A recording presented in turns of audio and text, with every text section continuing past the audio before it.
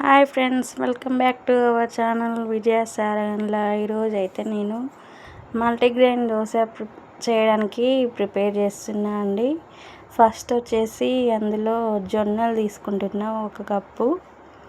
తర్వాత కొర్రలు అండి, అన్నీ సేమ్ మెజర్మెంట్తో తీసుకున్న 1 కప్పు కొర్రలు.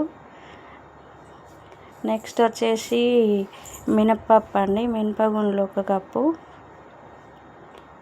తర్వాత అలసందలు తీసుకున్నా అండి, వైట్వి, అవి కూడా 1 కప్ తీసుకున్నా.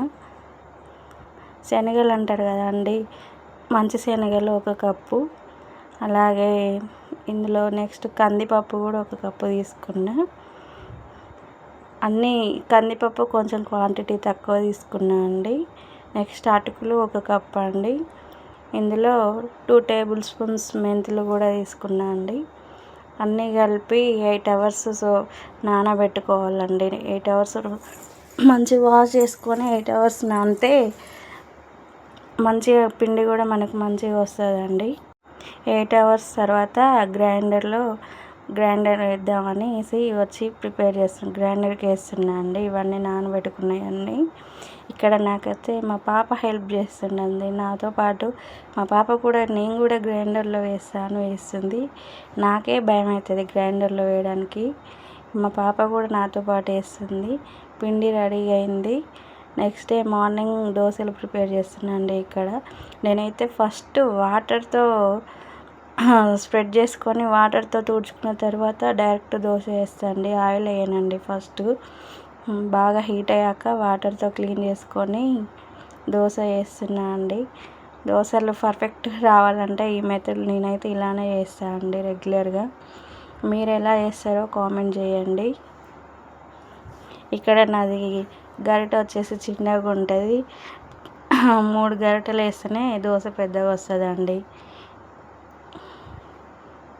మొత్తం పిండి వేసేసి చుట్టూ స్ప్రెడ్ చేసి వేస్తున్న దోశలాగా రౌండ్గా వేయాలనేసి రౌండ్గా తిప్పేసా అండి. 2 సైడ్స్ కాల్చుకుంటా అండి నేను మంచిగా. కొంతమంది అయితే 1 సైడే కాల్చుకుంటారు హోటల్ స్టైల్లో రావాలని. పైనుంచి ఆయిల్ వేస్తున్నా అండి. ఆయిల్ లైట్గానే వేసి ఎక్కువ ఏం వేయను, కొంచెం కొంచెం తీసుకొని పైనుంచి వేస్తున్నా. ఆయిల్ ఎక్కువ ఉంటే బాగుండదండి, మా వాళ్ళు తినరు. లైట్గానే వేస్తాను నేను. ఇక్కడ ఇంకా కాలేదండి, మార్నింగ్ స్కూల్ టైం అవుతుంది. ఇక్కడ దోశలు కాలేదు, మా పాపను రెడీ చేయాలి. వేస్తున్న దోశ అయింది. టర్న్ చేసుకొని తీసేసా అండి. ఫస్ట్ మా పాప కోసం వేసి పెట్టా అండి. తను తిని స్కూల్కి వెళ్తే తర్వాత మేము తినొచ్చు. ఇక్కడనైతే నేను తింటున్నా అండి.